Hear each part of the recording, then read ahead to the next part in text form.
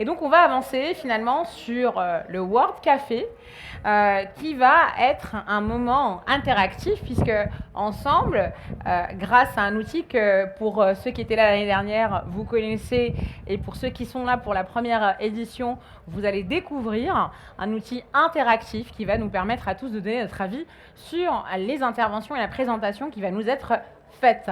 Donc j'ai beaucoup de plaisir à inviter pour ce World Café avec nous Guillaume Mel, qui est donc modérateur et qui va être celui qui va animer cet atelier. Sous vos applaudissements, messieurs, dames.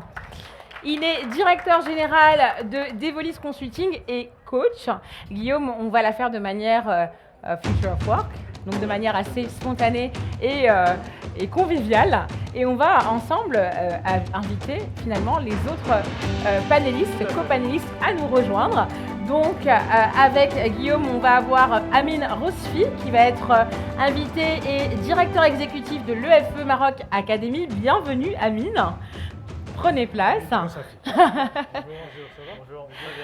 Installez-vous comme on veut. Les micros marchent? Ouvert. On va également appeler avec nous donc. Oui, absolument. Je vais rester debout. Et je vais inviter donc Widad Smiej, qui est People and Culture Director chez Alza Bus. Alza, qui est notre partenaire, qui vous offre ce magnifique, bienvenue Widad, ravi de t'accueillir, installe-toi, qui nous offre ce magnifique espace de coworking que vous avez pu voir. Merci d'être parmi ces partenaires qui innovent dans ce Future of Work. On va également appeler avec nous donc Leila Washi, qui est donc organisatrice du RAID féminin Sahraouia, présidente de la... Elle... D'accord, très bien. On va... Oui, exactement. Et on va appeler les personnes, donc dès que... Il manque Romuald. Oui, Romuald, qui est déjà avec nous, qui peut nous rejoindre. Romuald, qui est donc le directeur national des cours de langue de l'Institut français du Maroc. Bienvenue Romuald, installez-vous. Leïla va nous rejoindre dans quelques instants et donc on va inviter les modérateurs et invités et participants des autres ateliers à nous rejoindre dès qu'ils seront terminés pour pouvoir commencer ensemble finalement ce qui va être quelque chose de très interactif. De très interactif, alors je vais d'abord me présenter et puis ensuite on va attendre un petit peu que les personnes reviennent et que Leïla nous rejoigne. Donc pour ma part, je suis Guillaume Mel, donc je suis directeur du cabinet Devolis Consulting. J'interviens principalement en accompagnement d'entreprises pour des certifications sur les démarches RSE, beaucoup et de plus en plus, et également en tant que coach individuel et collectif. Parfait. Alors, je ne sais pas si on va avoir la présentation. On va avoir la présentation. Donc, je rappelle, on est sur un World Café. Donc, c'est quelque chose où on est tous finalement invités autour de ce format à co-construire cet atelier que Guillaume va piloter. Développer, ouais. Voilà. Ah bah vous voilà. Bah, le hasard fait les choses. Absolument. Je sais pas. Peut-être c'est mieux de ramener votre chaise ici, parce que vous allez tourner le dos à beaucoup de... Non, mais peut-être ramener les chaises. Parce que vous allez tourner le dos aux gens, non? Non, mais de toute façon, comme on est tous répartis un peu dans ce sens-là. D'accord. On peut, ouais, il n'y a pas de problème. On va faire ça de manière assez spontanée. Donc, voilà, on va pouvoir tout de suite commencer avec la projection de nos visuels. Mais entre-temps, Guillaume, moi, j'ai envie de savoir, pour ceux qui ne savent pas finalement quel est le format de ce World Café, comment ça va se passer? Alors, il va y avoir plusieurs séquences dans le World Café. Donc il y aura sur la base d'un outil qui va vous permettre de répondre à des questions. Je ne sais pas si tu peux lancer le QR code. Ah, c'est moi qui commande la présentation, d'accord.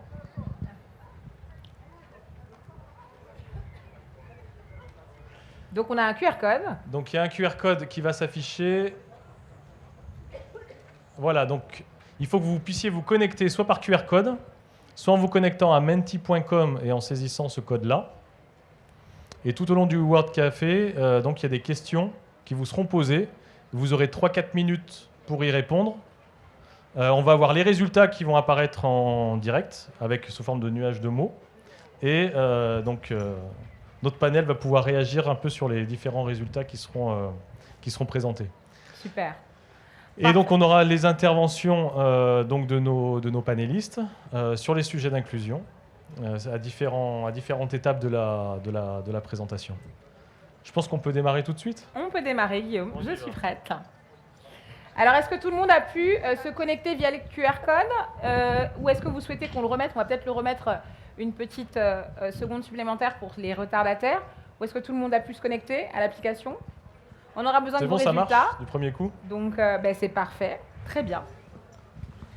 Alors, autour de l'inclusion, on va essayer de réfléchir sur les limites que pose cette question d'inclusion autour de la représentation qu'on peut avoir des autres, de soi, du monde. Et je vous fais peut-être une promesse, c'est que la vision que vous avez de l'inclusion et de la diversité va peut-être évoluer au fur et à mesure de l'atelier. Le but pour moi, c'est de pouvoir arriver à l'issue de cet atelier-là, que vous ayez une vision assez claire, assez structurée sur la manière dont vous pouvez aborder l'inclusion dans vos différents organismes. Donc on va lancer...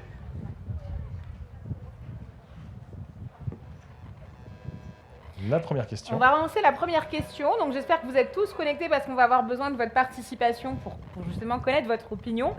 Et donc la première question de l'atelier, c'est qu'est-ce que l'inclusion signifie pour vous dans votre contexte professionnel ou culturel? Que signifie l'inclusion pour vous?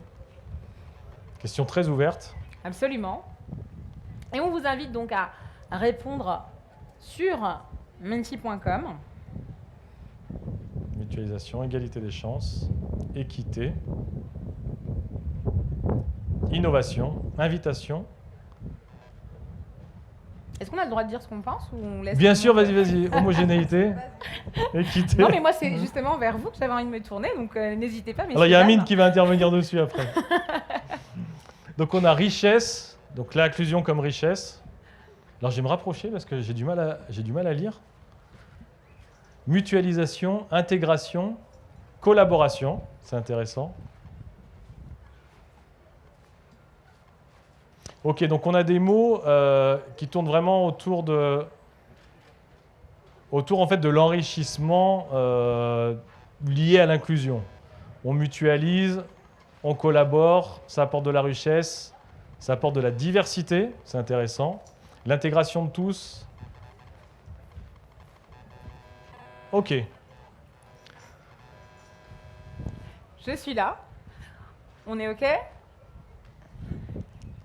Qu'est-ce qu'on retient du coup de cette première réponse?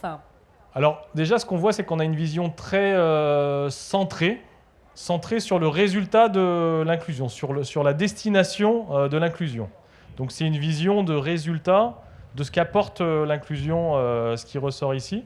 C'est intéressant, on va pouvoir ouvrir un petit peu ce sujet-là à travers les prochains échanges. Mais il y a en tout cas, ce qui ressort, c'est ça. C'est intéressant comme perception. Et bien sûr, avec le panel qu'on a aujourd'hui, forcément, on s'est perçu comme très positif. On voit qu'il y a de l'enrichissement, de la collaboration, de la richesse, etc. Mais je pense qu'on va pouvoir faire évoluer cette vision-là de l'inclusion au cours de l'atelier. Excellent.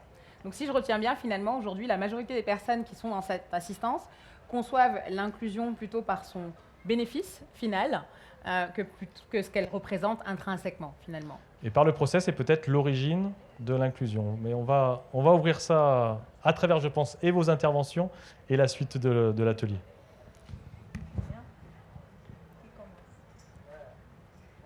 On va se tourner vers Amine Rossafi, qui est donc le directeur exécutif de l'EFE Maroc. Alors Amine, vous avez la question devant les yeux. Est-ce que ce résultat correspond finalement à votre vision de l'inclusion personnelle? Merci beaucoup pour cette question. Merci à tous et à toutes d'avoir donné votre point de vue et votre perception de l'inclusion. Quand je vois ressortir des mots comme égalité, équité, collaboration, égalité des chances, etc., je vois que nous partageons tous une conviction commune qui est de voir que chacun de nous, quelle que soit son origine, quelle que soit sa situation actuelle ou son contexte, il mérite une une place, une chance dans notre continent africain. Et pour répondre à votre question, oui, je pense que je suis aligné avec ce qui ressort pour la définition de l'inclusion. Permettez-moi, en plus, d'apporter un petit plus par rapport à ces définitions-là, qui sont en lien avec mon contexte professionnel, avec plusieurs années dans l'éducation, la formation et l'employabilité, avec des années un petit peu de vie partagée avec ces jeunes qui sont pleins d'aspiration, avec ces travailleurs qui sont dans l'injustice. Et je peux vous dire que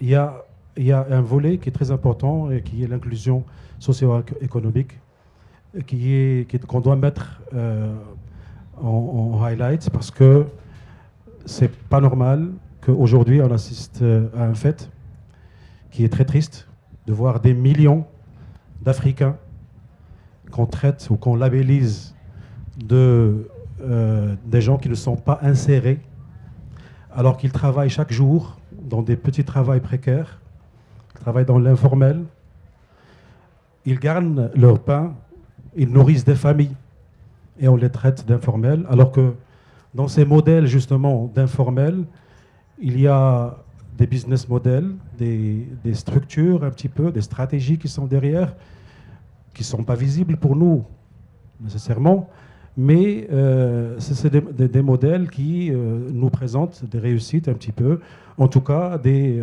domaines de création de richesse pour ces jeunes et pour leur famille. Alors, la problématique centrale autour de cette inclusion ratée au niveau socio-économique, c'est qu'on ne traite pas justement tout ce qui émerge là dans l'économie informelle comme quelque chose qui fait partie de notre vécu, de notre vie réelle. Et ça, c'est la problématique centrale. Alors qu'il y a des initiatives par-ci, par-là en Afrique. Je prends l'exemple, par exemple, au Kenya, je viens de le voir ce matin.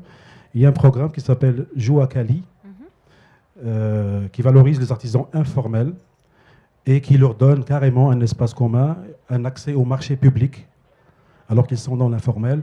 Ça, c'est une initiative qu'on aimerait voir chez nous, qu'on ramène des gens de Brellef, de Qare'a, je ne sais pas si vous connaissez, pour participer à des marchés publics. Bon, je rêve de ça peut-être, mais c'est possible. Ça va symboliser justement la prise en compte des réalités du continent. Exactement, exactement. Excellent. Et ça, c'est un levier très important. À côté de ce levier, il y a un autre levier qui est très très important aussi.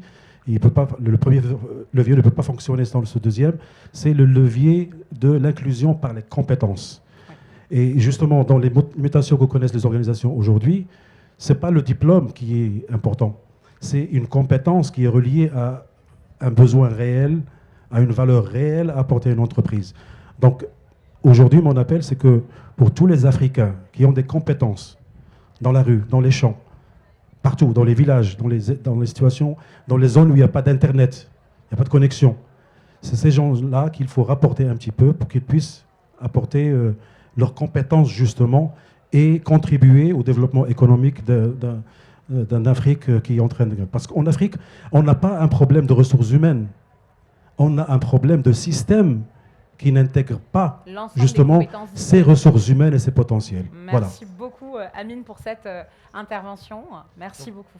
Ça m'entraîne une réflexion, on va dire introspective un peu, à travers ce que vous venez de dire. C'est de considérer, est-ce que l'inclusion, c'est un choix collectif ou c'est un choix individuel? Et ce que j'aime dans ce que vous avez présenté, c'est qu'on voit qu'il y a les deux exemples. L'inclusion passe par un travail collectif, mais aussi par un travail individuel. Je voudrais ramener maintenant l'inclusion sur une autre dimension. Alors, je vais vous demander de lever la main sur la question. Est-ce que pour vous, l'inclusion induit la diversité?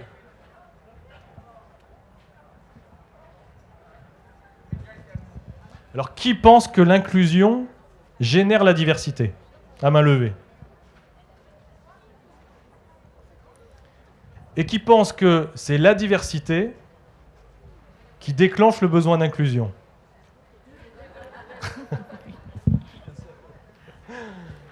Ok, en fait, pour vous ramener à ça, c'est repartir d'un point de départ. En réalité, on a un petit peu un biais du fait d'être en organisation, en entreprise, dans lequel on regarde en entreprise la diversité. Mais en réalité, c'est la diversité initiale qui déclenche le besoin d'inclusion. C'est parce qu'on a une telle diversité, et socio-économique, et de langue, et d'origine, qui déclenche le besoin d'inclusion. Pour moi, c'est important d'avoir cette réflexion-là, en disant notamment que la diversité, finalement, c'est la norme. Si on réfléchit un peu, on est tous porteurs d'une pluralité de diversité. Si on vous questionne les uns les autres sur les différents critères de diversité, ce qu'on va voir, c'est que vraisemblablement, alors là, ça va être trop petit sur cet écran-là, mais donc si je questionne un peu les personnes sur leurs origines, je ne sais pas, qui est originaire du milieu rural? Peut-être on va trouver des personnes originaires du milieu rural. Il y a des personnes du milieu rural? Est-ce qu'il y a des personnes qui sont multilingues? Berbérophones? Arabophones? Anglophones? Est-ce qu'il y a des personnes qui viennent de milieux sociaux, économiques plutôt modestes, on va dire? Ok, donc on est porteur de l'ensemble de ces diversités. Je vais rajouter un point là-dessus, c'est de considérer qu'en fait, pour moi, le point de départ de l'inclusion, c'est de partir de la diversité. L'inclusion va être le processus qui part de la diversité. Autre élément de réflexion autour de la diversité, les concepts qu'on a là, ils mettent le doigt sur des choses qui sont très différentes. On a des choses qui relèvent de l'identité, que je ne vais pas bouger. Est-ce qu'il y a des personnes qui sont africaines? Européennes? Il n'y a pas assez de mains levées là, moi je pense. Européennes. Ok, on a des choses qui touchent, qui sont inamovibles. Et on a dans ces critères de diversité des choses qui sont évolutives. Si je vous dis, je vous ai demandé l'origine socio-économique, votre situation maintenant n'est plus la même situation socio-économique. La diversité que vous aviez avant n'est pas la même critère ou paramètre de diversité que vous avez maintenant. Donc le point de départ de l'atelier, il est maintenant, c'est le point de départ de la diversité. En prenant en compte qu'il y a des éléments de diversité qui sont intangibles, que je ne changerai jamais, et il y a des éléments de diversité qui sont évolutifs, sur lesquels on peut travailler. Leïla, j'ai envie de me tourner vers vous, du coup, maintenant, pour ces questions de parité qui sont chères à votre cœur et que je soutiens complètement.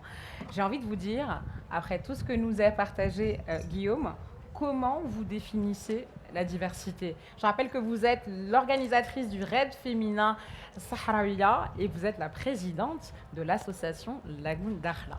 Alors dites-nous, cette diversité, comment elle se manifeste? Déjà, RAID féminin, solidaire et inclusif. Très important.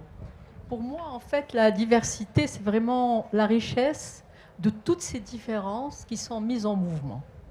Et donc aujourd'hui, on vient d'un continent africain, on a des identités multiples, on est différents les uns des autres, mais en même temps, il y a beaucoup de choses qui nous lient à travers justement un départ des cultures, des ethnies, un certain nombre de choses, la couleur, la croyance et tout. Mais à un moment donné, effectivement, cette diversité, elle change, elle évolue.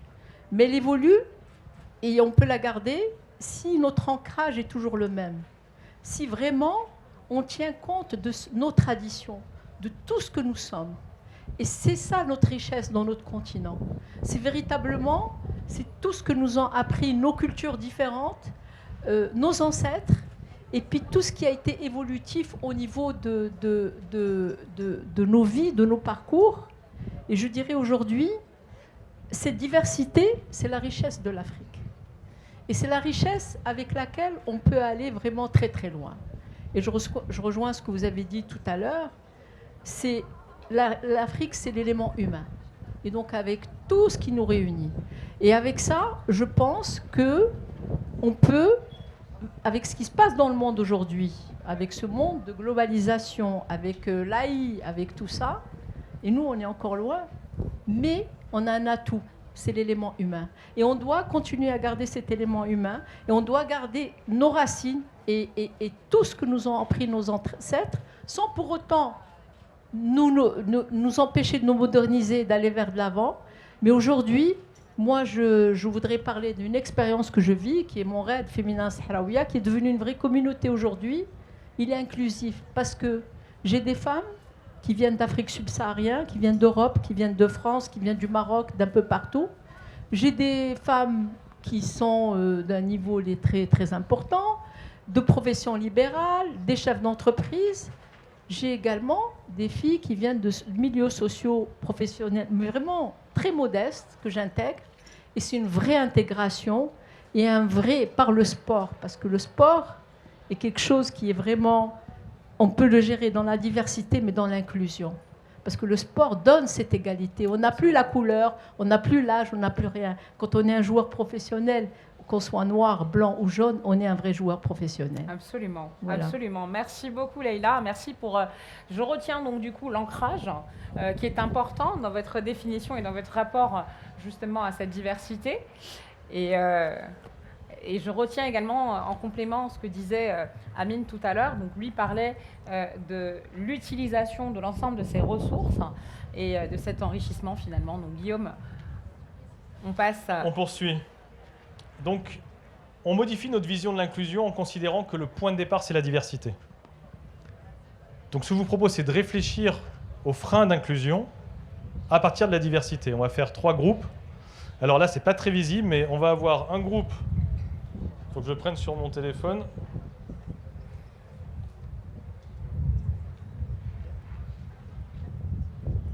Donc, un groupe de droite qui va réfléchir et qui va noter sur le... On va avoir le QR code qui va apparaître.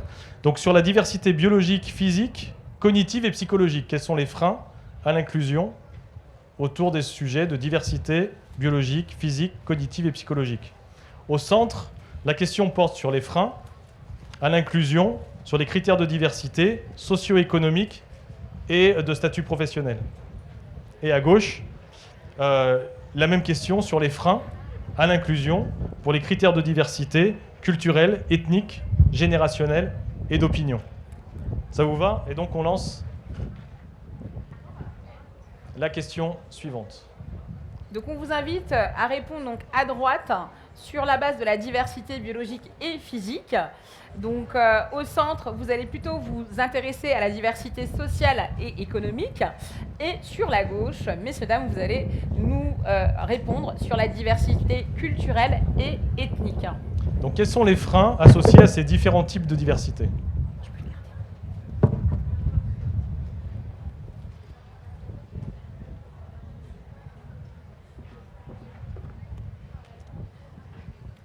C'est manteau. Alors je ne peux pas remettre le QR code parce que ça fait sauter la question si je...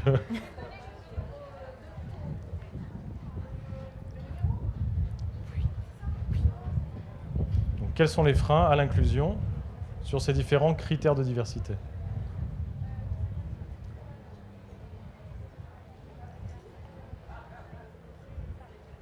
Est-ce qu'on commence à avoir des éléments de réponse déjà? Donc premier point, c'est les critères d'inclusion. Ça, c'est hyper intéressant. Les pensées limitantes, très intéressant. Gap culturel, résistance au changement.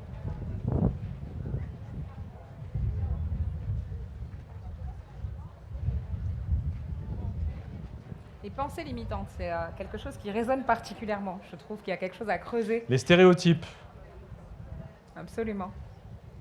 Oui. Une culture rigide.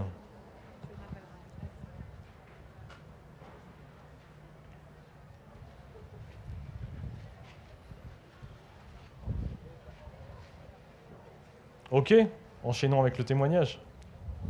Alors on va tout de suite effectivement enchaîner Guillaume. Le physique, les types de métiers. L'ignorance du possible. Très bien. Je vais rappeler pour Le fatalisme, la maîtrise linguistique. C'est vous qui l'avez saisi? Je vais rappeler juste pour ceux qui nous ont rejoints entre-temps que lorsque vous allez sur l'application menti.com, vous pouvez taper le code 41 98 83 31 pour pouvoir accéder donc au système de réponse. Résistance au changement.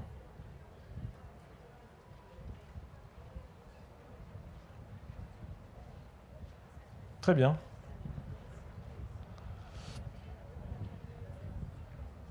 niveau scolaire.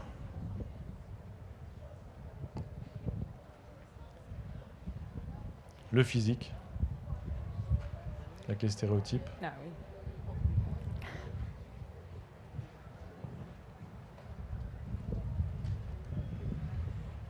Ok. Oui, absolument.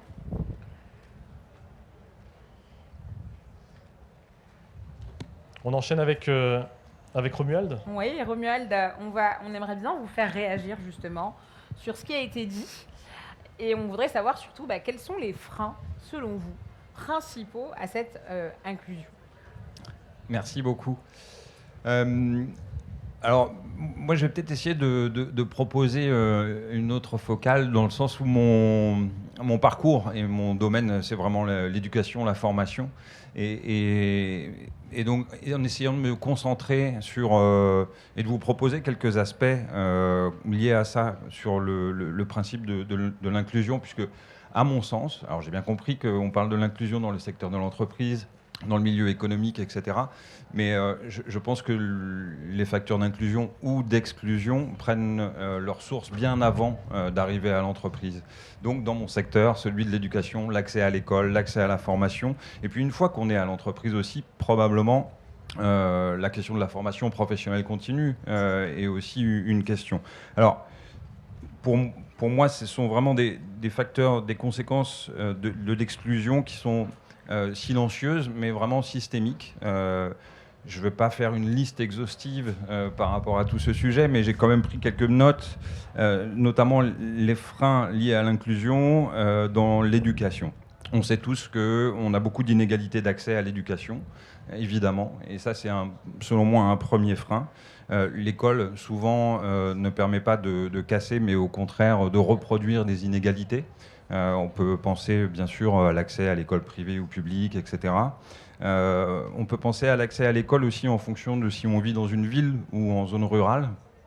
Je crois que la statistique, enfin je crois pas, je suis allé chercher et j'ai trouvé que la statistique c'est que un enfant qui grandit en ville au Maroc a 4 fois plus de chances d'avoir accès à une école préscolaire par rapport à un enfant qui vit dans une école, qui vit dans une zone rurale. Donc ça, cet exemple-là, il est vrai ici, mais j'aurais pu trouver des chiffres, bien sûr, concernant la France ou alors d'autres pays, évidemment.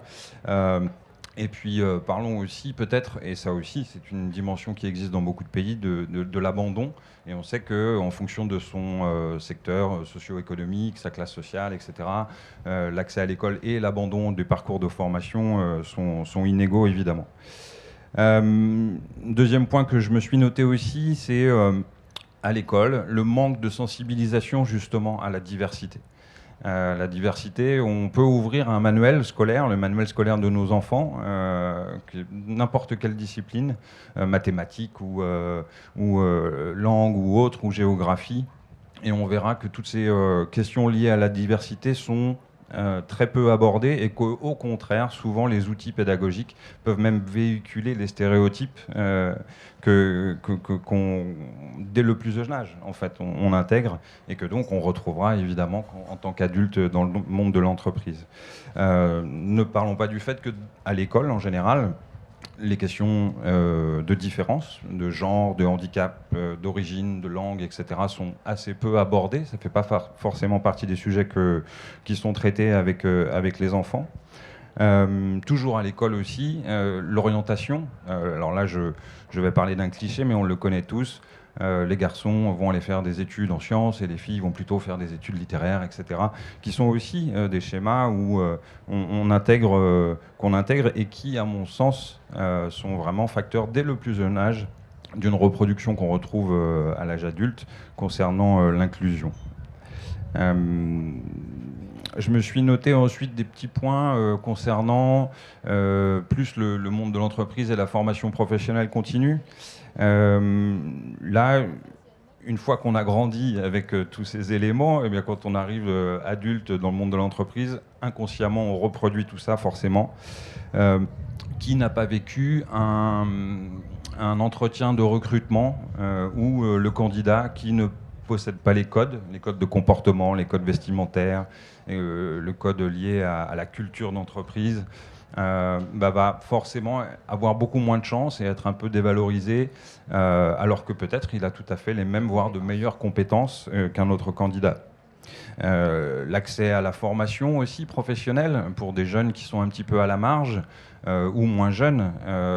Ces formations professionnelles sont souvent conçues et pensées pour un public standard. On parlait de la norme qui est standard, qui est normée. Malheureusement, si on ne fait pas partie de ce public standard, la formation professionnelle, elle va être plus difficile d'accès parce qu'on va en être éloigné géographiquement, mais aussi on ne va pas posséder les terminologies techniques, etc. Donc c'est encore là aussi, même quand on essaye de bien faire, peut-être un facteur d'exclusion plutôt que d'inclusion. Le manque de la reconnaissance des compétences informelles dont vous parliez. Comment une couturière qui a 35 ans d'expérience mais qui est autodidacte peut valoriser son expertise.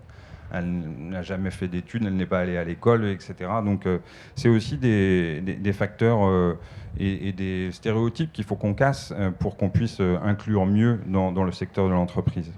Et puis, bon, j'ai déjà parlé de ça, mais le biais des critères de sélection qui sont souvent aussi discriminant, je pense qu'on peut le dire. Donc voilà quelques points. Évidemment, je ne veux pas faire une liste exhaustive et je parle de choses qu'on a tous entendues, mais ça me paraissait important de le rappeler.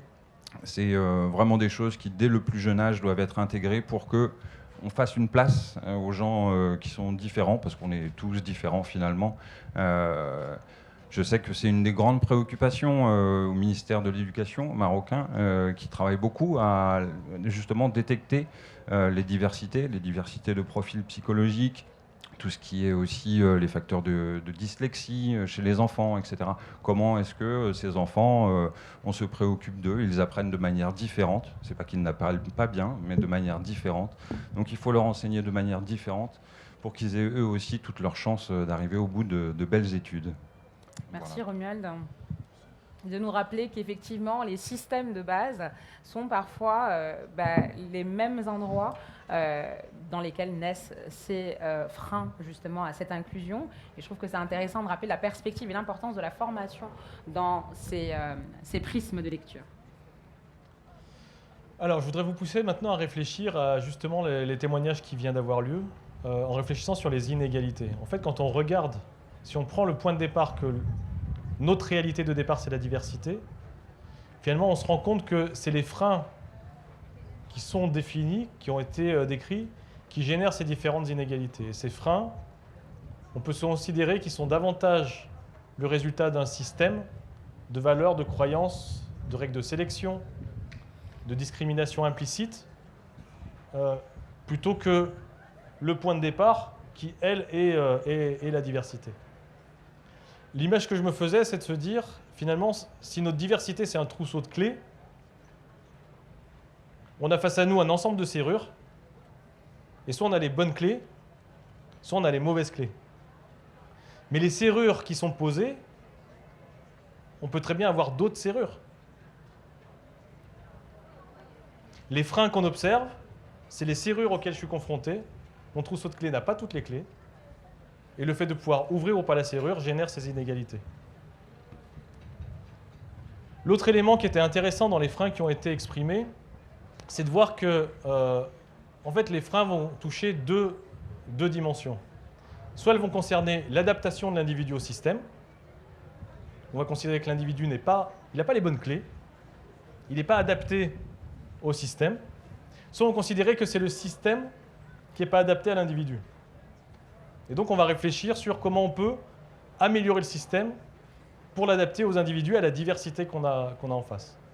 Et donc on a deux grandes familles de freins.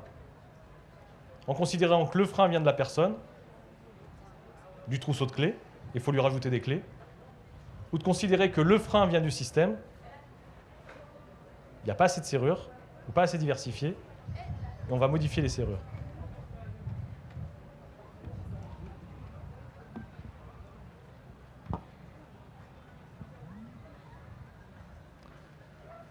Alors l'autre élément qui est intéressant de voir, c'est que les inégalités, on peut en faire une grande classification en fait, qui permettent de réfléchir ensuite aux solutions d'inclusion. Alors là, ce n'est pas très lisible, mais une première inégalité, le trousseau de clés et les serrures qui ne sont pas les bonnes, peut gérer une inégalité d'accès. Okay, c'est tous les obstacles qui vont empêcher les personnes ou des groupes d'entrer dans un système ou d'accéder à un certain nombre de ressources. On a les inégalités de traitement. Les inégalités de traitement, c'est toutes les différences dans la manière dont les personnes sont considérées, évaluées, traitées, même lorsqu'elles sont déjà dans le système. On peut avoir une autre famille d'inégalités, qui sont les inégalités de participation.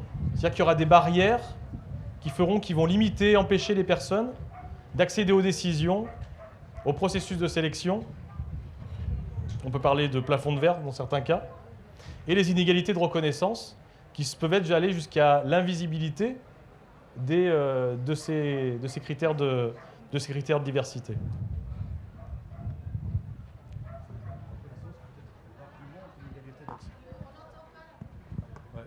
Je pense que l'inégalité qui est liée à la reconnaissance peut être utilisée comme argument à l'inégalité d'accès.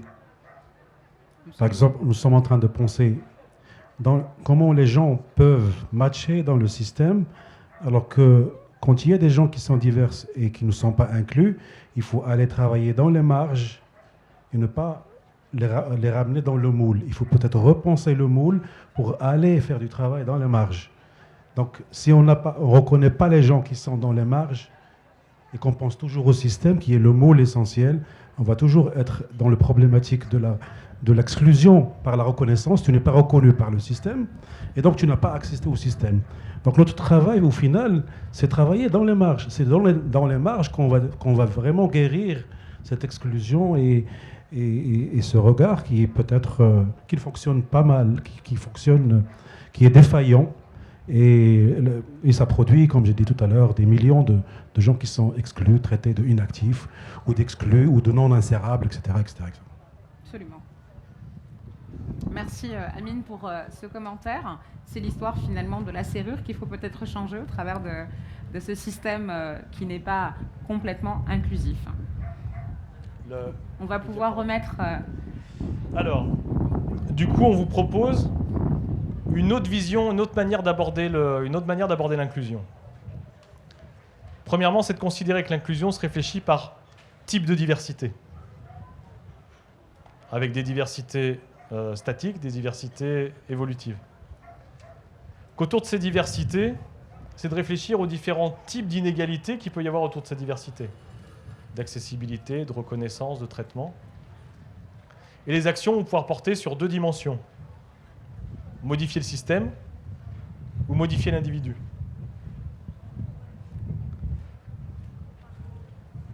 Dans ces deux approches, il y a un point commun.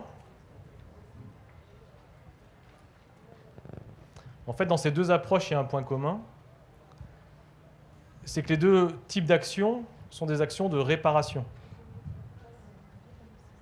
Je répare les clés ou je répare les verrous. Et en fait, il y a une troisième voie qui est possible, qui est une voie qui est l'inclusion qui transforme. L'inclusion qui transforme, ça rejoint un peu ce que vous disiez, je pense. L'inclusion qui transforme, c'est celle où la diversité s'impose comme la solution à une complexité rencontrée. On ne veut pas lui rajouter des clés, on ne veut pas modifier les verrous, on veut juste qu'il ramène son trousseau de clés telles qu'elles sont. Ce matin, je pense que ça a été abordé. Des entreprises qui réfléchissent à de nouveaux services inclusifs. Peut-être la meilleure personne pour travailler sur ce service inclusif, c'est la personne qui est porteuse de cette diversité. Peut-être s'adresser à des nouveaux environnements, la meilleure solution, c'est la personne qui est porteuse des spécificités de cet environnement. Et donc ça nous donne trois grandes voies d'inclusion, en les abordant par diversité. On répare la personne, on répare le système, ou on inclut pour transformer l'espace dans lequel est prise en compte cette diversité. Très bien. On va pouvoir effectivement faire intervenir notre panéliste, donc Widad Smiej, qui représente la société Alza Maroc et qui est un partenaire assez bien remarquable ici. Et je sais qu'Alza a une politique d'inclusion très intentionnelle. Et j'ai envie de vous demander aujourd'hui, finalement, quelle a été l'action la plus emblématique d'inclusion que vous avez mis en place à ce jour. Bonjour tout le monde. Je vous donne d'abord mon point de vue sur l'inclusion, parce que mon point de vue, c'est que l'inclusion, c'est une culture. Ça englobe le tout. C'est une culture qui doit être basée sur des valeurs d'entreprise, déjà. Et il faut que ces valeurs nous représentent. Il y a 20 ans, je vous raconte cette anecdote, il y a 20 ans, mon manager m'a recrutée comme femme pour gérer un secteur à 100% masculin. Et c'était un défi. Il y a 20 ans, c'était un grand défi. Il y a, je pense, 3 ou 4 ans, on a entamé le défi des 100 conductrices femmes. C'est un secteur, aujourd'hui, je vous donne l'exemple, c'est un secteur où réellement c'était un poste, le poste de conduite ou le poste de chauffeur, c'était un poste où quand on n'a rien à faire, on va prendre son permis et on peut conduire un bus. Aujourd'hui, c'est devenu un métier respectable. Pourquoi ?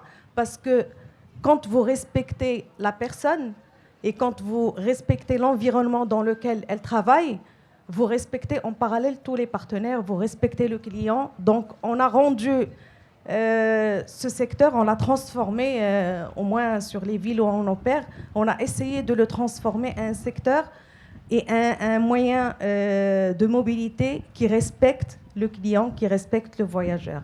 Et pour ça, on a démarré la politique de diversité, comme vous avez parlé tout à l'heure, de si la diversité, elle devance l'inclusion. Parce que d'abord, il faut avoir une politique de diversité.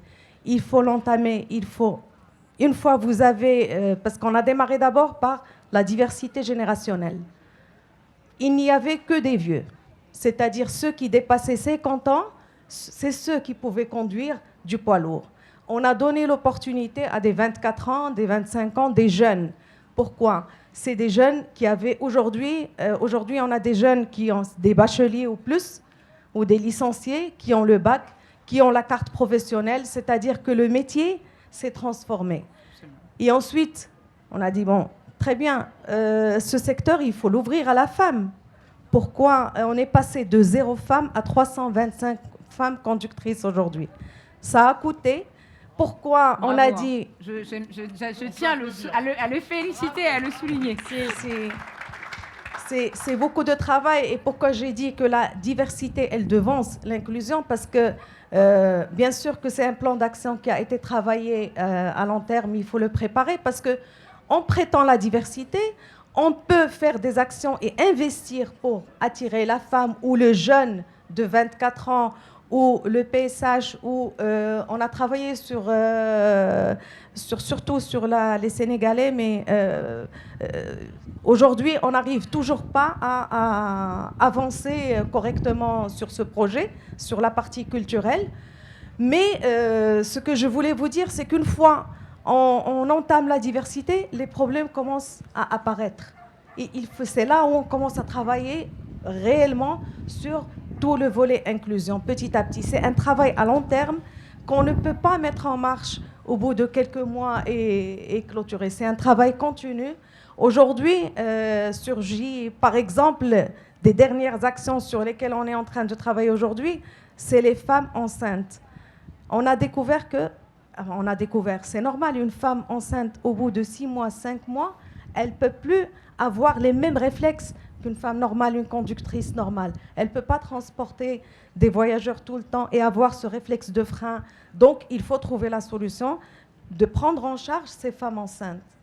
Comme la décision a été prise au début, de prendre en charge, de ramener des femmes désireuses de vivre ce défi avec nous, d'investir en permis de conduire, en carte professionnelle et en faire des professionnels qui puissent réellement conduire et travailler et garantir l'environnement qui permet à ce que ces femmes puissent exécuter correctement leur travail. Maintenant, vous avez parlé on a abordé la diversité, l'inclusion, c'est-à-dire c'est un travail, comme j'ai dit tout à l'heure, c'est un travail à long terme qui ne finit jamais. Mais pour que cette culture soit, que tout le monde puisse l'intérioriser et que les gens puissent s'accepter entre eux à tous les niveaux, c'est-à-dire que je vais dire que les anciens conducteurs, avec l'ancienne mentalité, puissent accepter ces jeunes qui prétendent qui font un métier différent de la conception qu'avaient leurs collègues. Tout ça a demandé beaucoup de sensibilisation, beaucoup de formation, beaucoup d'accompagnement, et de la part du top management et de tout le middle management. C'est-à-dire que c'est un travail qui fait qu'il faut que tout le monde soit sensibilisé en haut, il faut que tout le monde soit impliqué.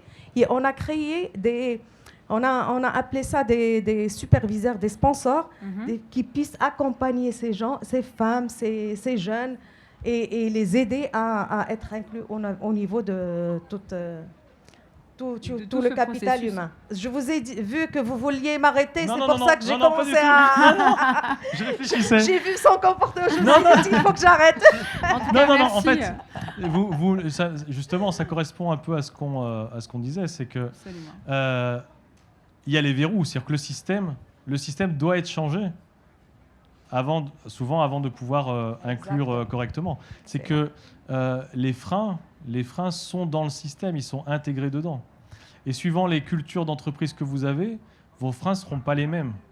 Si vous avez une culture d'entreprise familiale, les valeurs qui sont véhiculées, ou des choses beaucoup peut-être presque claniques, là si on est sur les anciens, les valeurs qui vont être véhiculées, les croyances qui vont être véhiculées, vont être des freins intrinsèques à l'organisation. Si vous avez une entreprise très administrative, hiérarchisée, procédurée, les freins sont dans le système. Ma diversité va être bloquée par les freins du système. Et le choix intuitif, ça va être de dire il va falloir suradapter les personnes. Il va falloir les changer, sans remettre en cause les croyances et les valeurs qui constituent le fonctionnement. On a des entreprises basées sur une performance très poussée. L'inclusion est une vraie difficulté, puisqu'on va vouloir inclure des critères de diversité, mais qui vont devoir se transformer, s'adapter aux critères de performance. On va avoir tendance davantage à travailler sur l'individu. Pour l'adapter, je veux bien inclure ma condition qui s'adapte à mon système. Je veux bien de l'informel, ma condition qui devienne formelle. Je veux bien un handicap à condition qu'il puisse faire comme quasiment une personne non handicapée. C'est pour ça qu'il faut que ce soit une conviction et il faut une implication totale du top management. Sans ça, vous ne pouvez pas avancer. Donc la dernière étape de l'atelier, il porte sur les actions. Donc on va pouvoir aussi s'appuyer sur les panélistes sur les actions. Effectivement, on va donc vous adresser une troisième question à laquelle on aimerait que vous répondiez. Vous nous avez partagé un très bel exemple d'actions qui ont été portées donc, dans le groupe ALSA. Et j'ai envie de vous dire, aujourd'hui, dans votre contexte professionnel et culturel, à vous, à chacun, quels sont les axes prioritaires d'inclusion que vous verriez important d'implémenter aujourd'hui. Donc vous pouvez répondre toujours dans la même configuration. On va avoir donc à droite, on vous invite à vous interroger en partant donc sur l'axe de la diversité biologique et physique. Au centre, la diversité sociale et économique. Et à gauche, la diversité culturelle et ethnique. Quels sont les axes prioritaires que vous avez identifiés aujourd'hui comme étant ceux sur lesquels finalement vous pensez devoir agir? En sachant que vous avez plusieurs leviers de réflexion, modifier l'individu, modifier le système, ou intégrer l'individu pour transformer le système.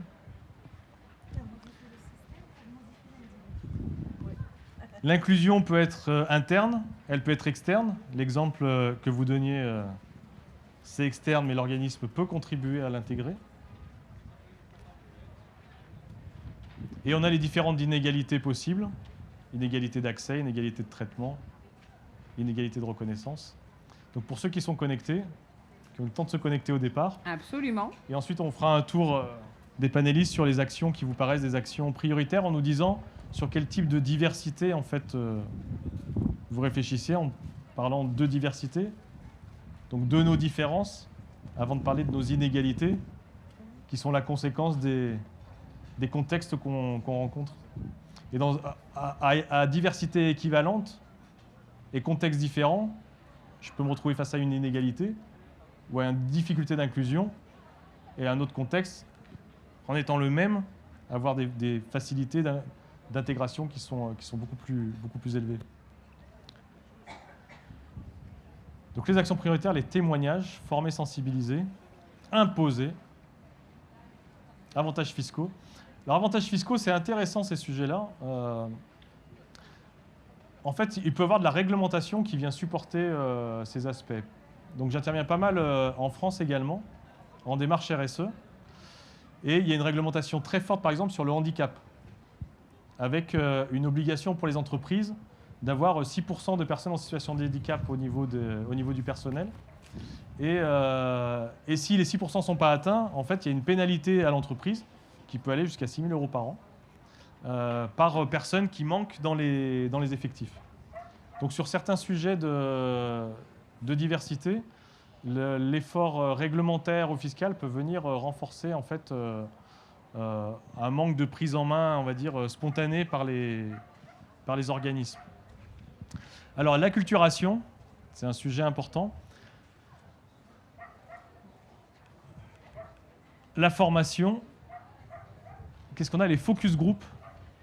Alors les focus group, je suis convaincu que le format qu'on a aujourd'hui fonctionnerait très bien en entreprise pour modifier la perception sur la diversité, la perception sur les freins, en considérant que la personne est porteuse de diversité, elle n'est pas porteuse de freins, que les freins vont être conditionnés par le système et que les types d'actions peuvent porter sur les deux dimensions. Qu'est-ce qu'on a d'autre? Le rôle modèle. J'ai pas compris ça. Rôle modeling. Qui est-ce qui a écrit rôle modeling? Devant moi. Rôle modeling. Qu'est-ce que le rôle modeling?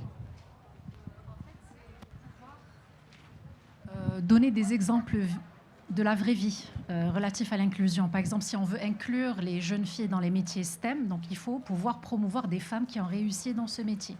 Donc c'est du role modeling. Est-ce qu'il a un équivalent en français? C'est l'exemple, c'est des exemples positifs de la réalité, de réussite, de profils spécifiques. Très bien. C'est intéressant comme type d'action. On a l'accompagnement.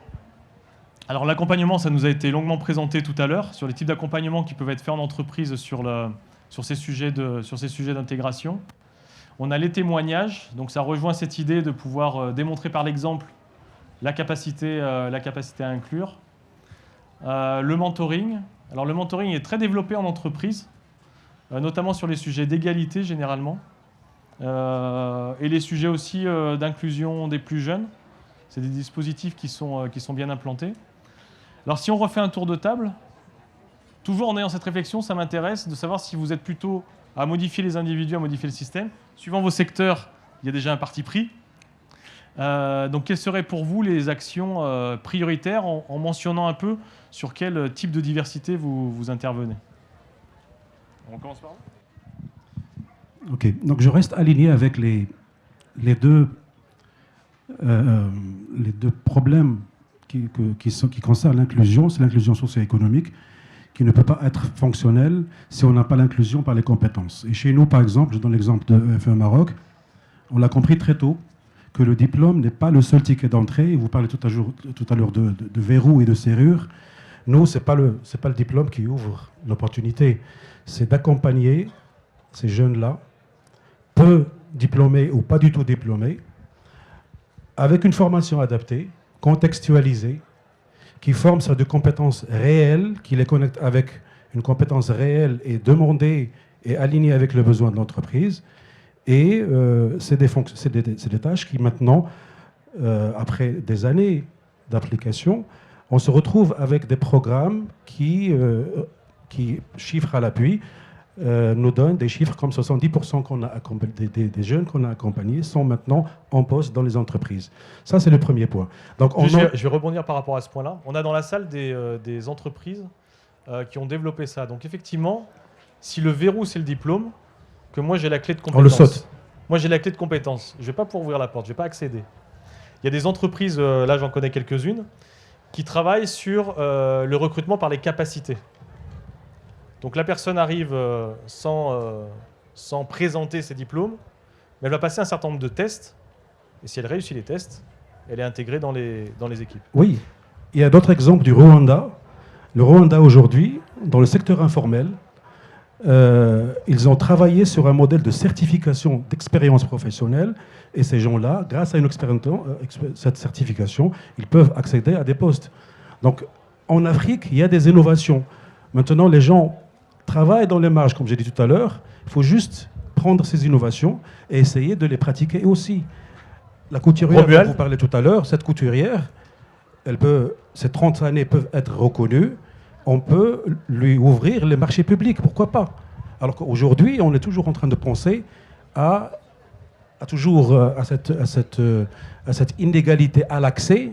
On lui demande des références, on lui demande un registre de commerce. On va rester là. On va tourner au rond. Je voulais juste rebondir sur ce que vous dites. Et surtout, tout à l'heure, quand vous avez dit il faut qu'on aille vers ceux qui sont en marge. Et c'est le système qui doit changer, qui doit aller vers eux et non pas l'inverse.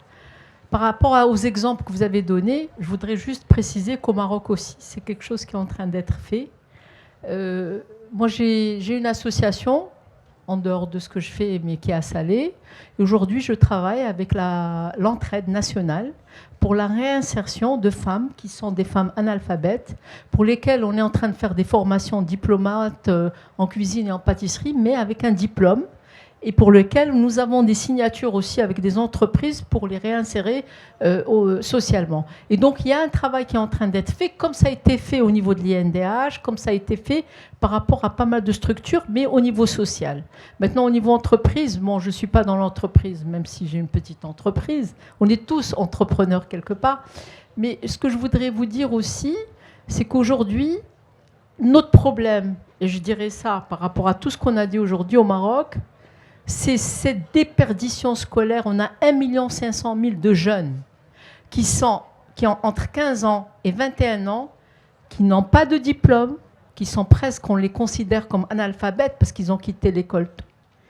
Et aucune entreprise, peut-être qu'il y a quelques cas, mais en tout cas, ni au niveau de l'administration, ni au niveau de l'entrepreneuriat, ni au niveau de certaines structures, cette population n'est prise en charge aujourd'hui. Et c'est un grand drame chez nous. Et c'est ce qu'on voit un peu, ce qui se passe au niveau de tous ces jeunes dans le foot, etc. Et tout. Et ça, moi, vous, en tant que formateur et justement spécialiste, est-ce qu'il y a des exemples types d'intégration de ce genre de population, justement, pour les former déjà? Alors, j'en aurais deux. Je peux penser à un programme que l'Institut français a mené dans la région de Meknès auprès de la communauté de femmes qui travaillaient dans le secteur de l'artisanat, la couture, etc. Et avec les autorités régionales, il y a eu une volonté de les outiller pour qu'elles puissent mettre mieux en valeur leur travail. Face à des touristes, face à des expositions, etc.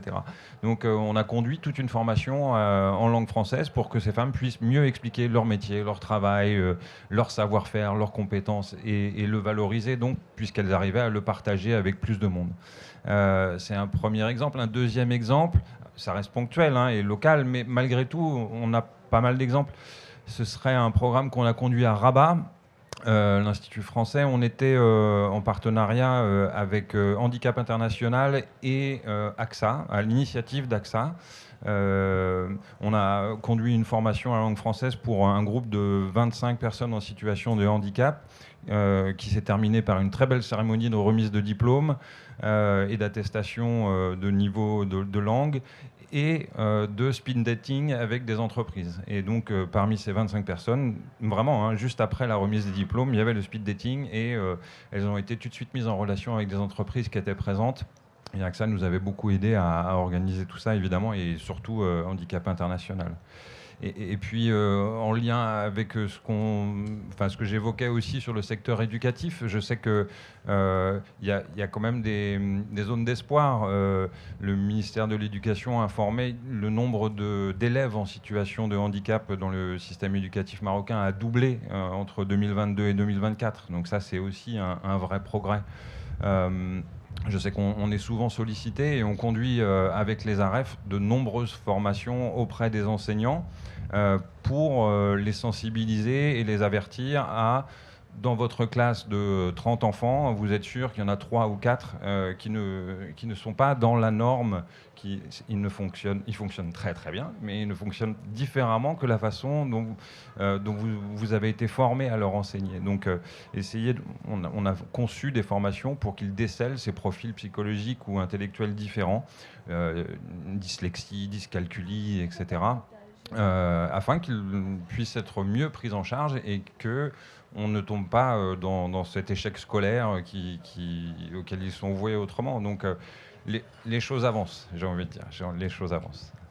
De mon côté aussi, je voulais rajouter que nous aussi, pour lancer ce programme, on a bien sûr approché en premier les associations, parce que avant que le métier se voit comme ça et qu'on ait des femmes aujourd'hui qui nous approchent, on a commencé à travers l'ONU Femmes, on a commencé à travailler avec les associations. Et aujourd'hui, on est exactement avec Handicap International pour le projet d'insertion des PSH.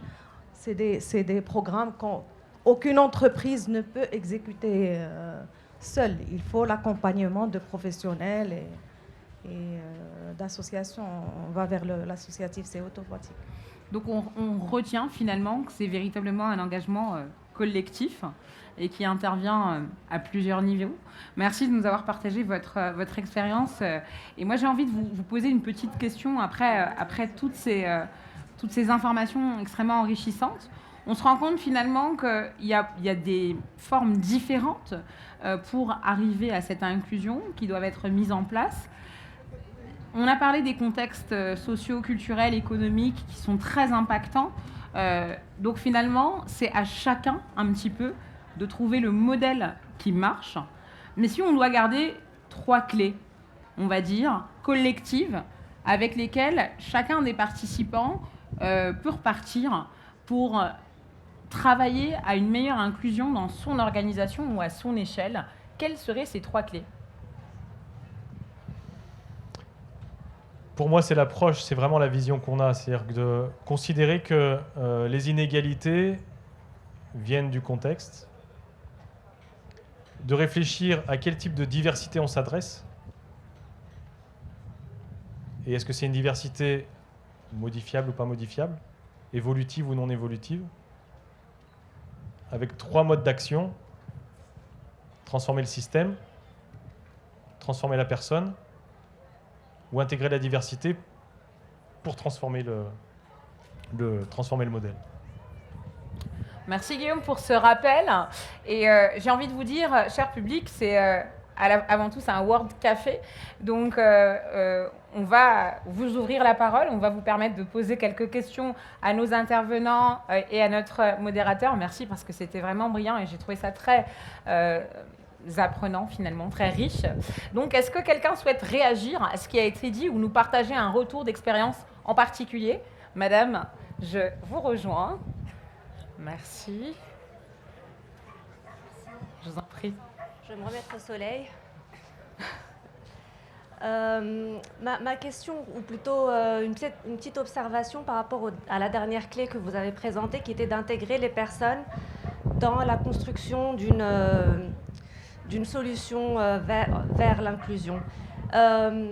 mon point, en tant que je viens avec la casquette genre et je me dis que souvent, lorsqu'il s'agit de parler de questions qui sont liées à l'égalité des genres, on intègre souvent les femmes dans ce genre de questions. Ce sont elles les points focaux au sein des entreprises. Et je ne suis pas certaine que ce soit forcément la bonne façon de faire. C'est-à-dire que la question de genre devient une question qui est purement féminine alors qu'on parle d'égalité entre les genres, d'égalité entre les sexes. Et ce n'est pas forcément qu'aux femmes de porter cette question, comme ce n'est pas qu'aux personnes racisées, issues de l'immigration, de porter la question de la diversité en termes ethniques. Donc je trouve que c'est un fardeau qui peut être assez lourd pour ces personnes-là à porter, qu'elles soient impliquées dans la prise de décision, dans la réflexion. Certes, c'est important, mais souvent on leur donne cette responsabilité et c'est à elles en fait de trouver la solution et je ne suis pas sûre que ce soit la bonne manière de faire. Voilà, merci. Merci beaucoup pour cette intervention extrêmement pertinente. Je dois avouer que pour ma part, j'ai une phrase qui résume assez bien ce que vous dites et que je trouve extrêmement pertinente. On ne peut pas parler d'égalité des genres sans les hommes. Parce que les femmes ont à peu près compris le concept et l'intérêt, encore que ce n'est pas forcément toujours vrai. Mais c'est vrai que c'est le travail de tous de marcher vers cette inclusion. Est-ce que l'un de nos intervenants souhaite réagir ou est-ce que je peux continuer avec les questions au public ? Merci pour la question. C'est une question très, très centrale. Mais j'aimerais juste rappeler qu'au-delà des principes universels et de la théorie, il faut qu'on se dise qu'on doit partir du réel. Et partir du réel, c'est prendre l'exemple de notre collègue, de Alsa. Le réel, c'est qu'ils avaient en face 2 verrous, 2 barrières à l'entrée. La barrière à l'accès, les femmes ne pouvaient pas conduire de bus. La reconnaissance de diplôme, c'est-à-dire que pour conduire un bus, il faut avoir 50 ans, c'est ça ? Avant. Donc c'est du réel.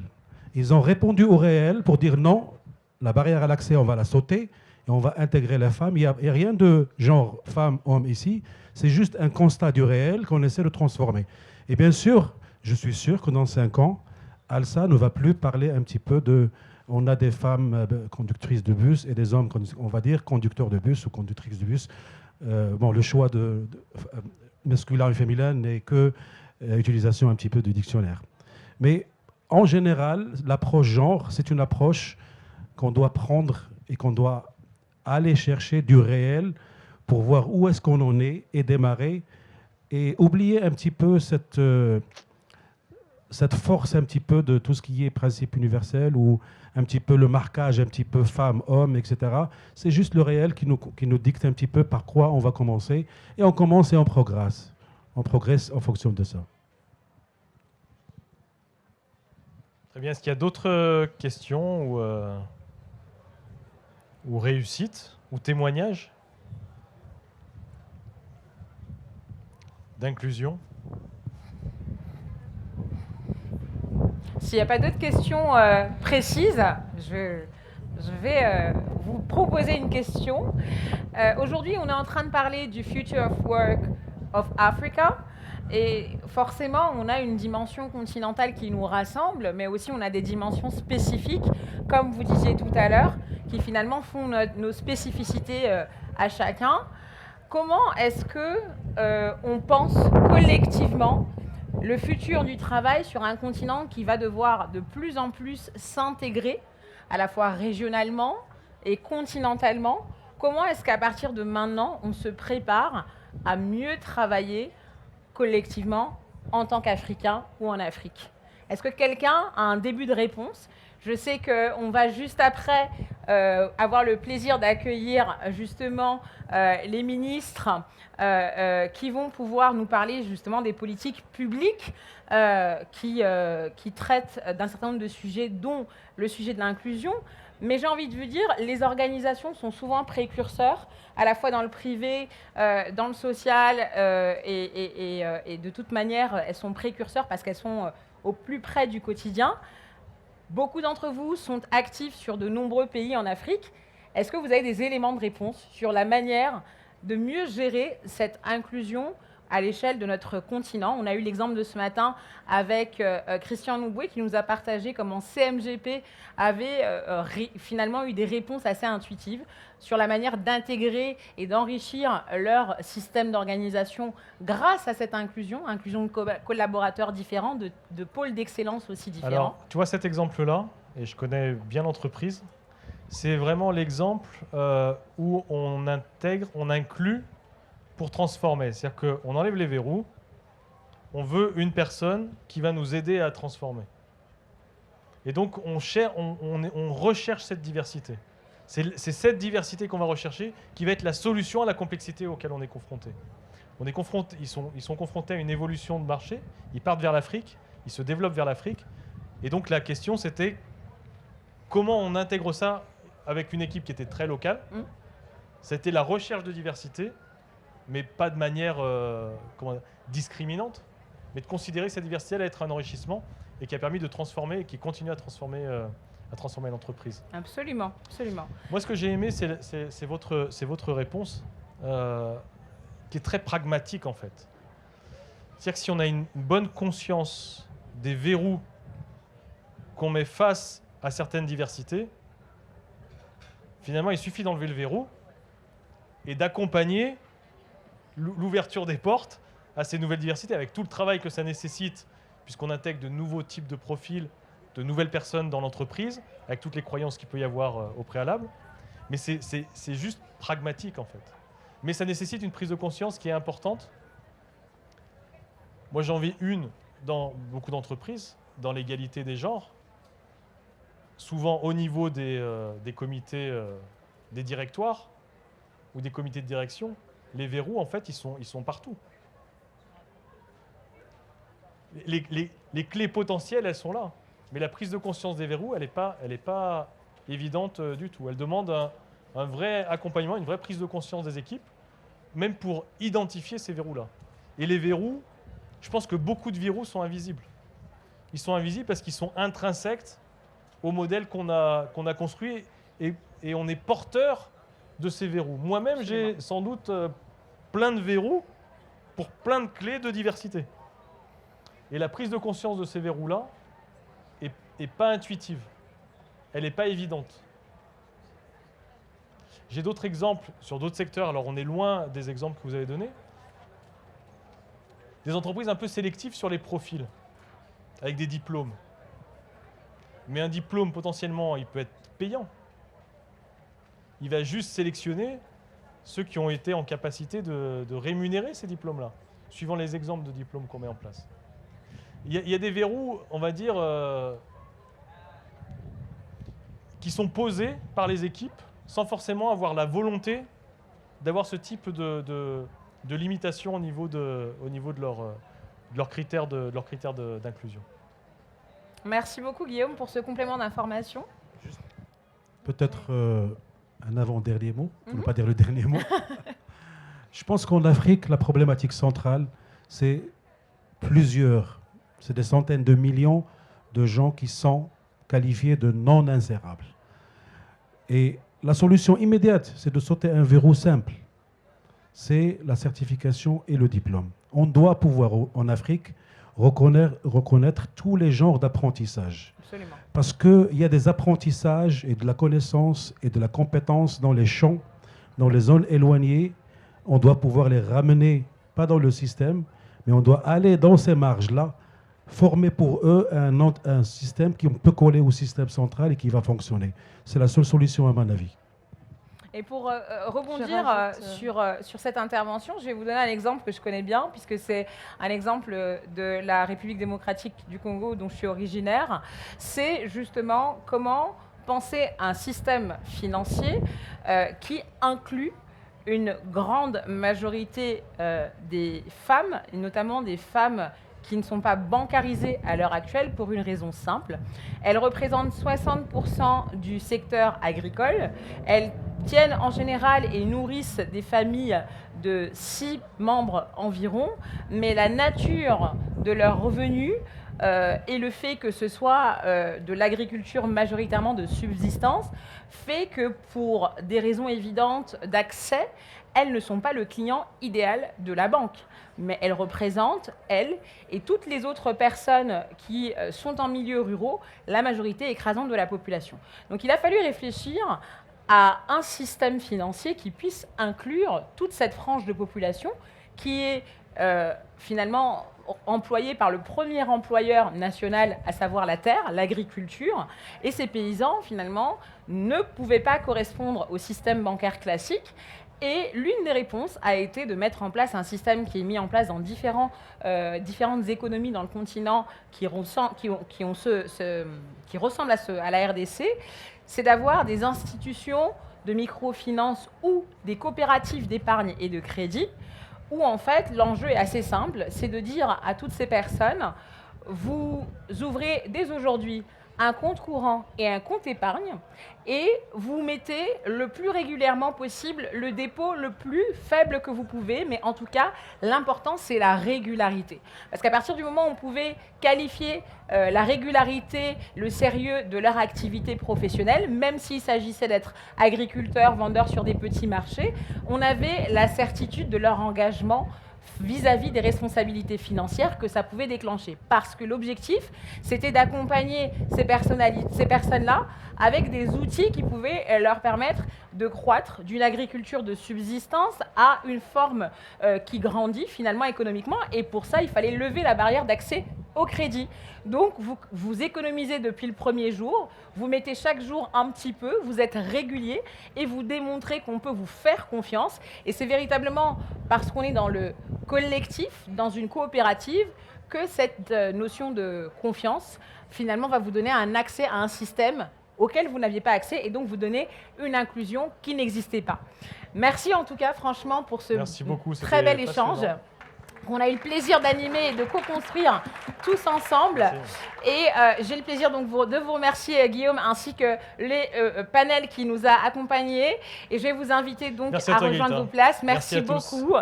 Il est temps, messieurs, dames, de revenir auprès de moi, autour de l'espace central, parce que nous allons avoir le plaisir d'accueillir des invités particulièrement prestigieux.